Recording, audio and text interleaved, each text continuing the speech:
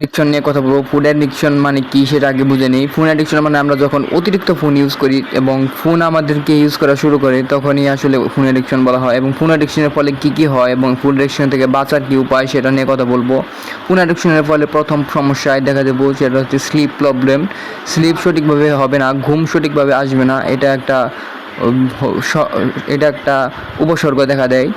তারপর আসে চোখের সমস্যা, চোখের পাওয়ার আস্তে আস্তে কমে যায়। এটা সবার ক্ষেত্রে হবে না, অনেকের এই যতগুলা আমি বলবো তার মধ্যে কয়েকটা অনেকের সাথে মিলবে, কারণ অনেকেই ফোন অতিরিক্ত ইউজ করি। এখন বর্তমান সময়ে ফোনের যুগ, ফোন আমরা ইউজ করেই থাকি, তার মধ্যে চোখের সমস্যাটা দেখা দেয়।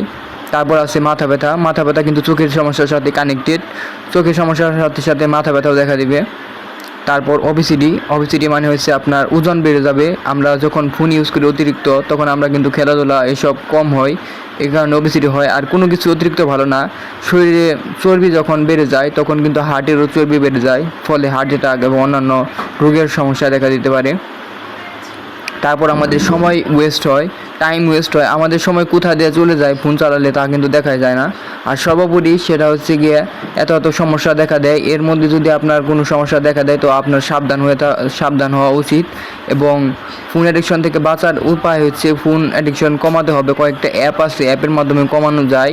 এবং ফোন অ্যাডিকশন কমানো অতটা হার্ড না, জাস্ট আপনি ফোনটা ইউজ না করে অন্যান্য কাজে ফোকাস করা যেতে পারে। এবং ফোনেও কিন্তু সোশ্যাল মিডিয়া আছে, সোশ্যাল মিডিয়া আপনি আপনার ফ্রেন্ডের সাথে কথা বলতে পারেন অনলাইনে ভিডিও কলে, তাহলে কিন্তু দেখা যাবে যে আপনি সোশ্যালি অ্যাক্টিভ হয়ে যাইতেছেন।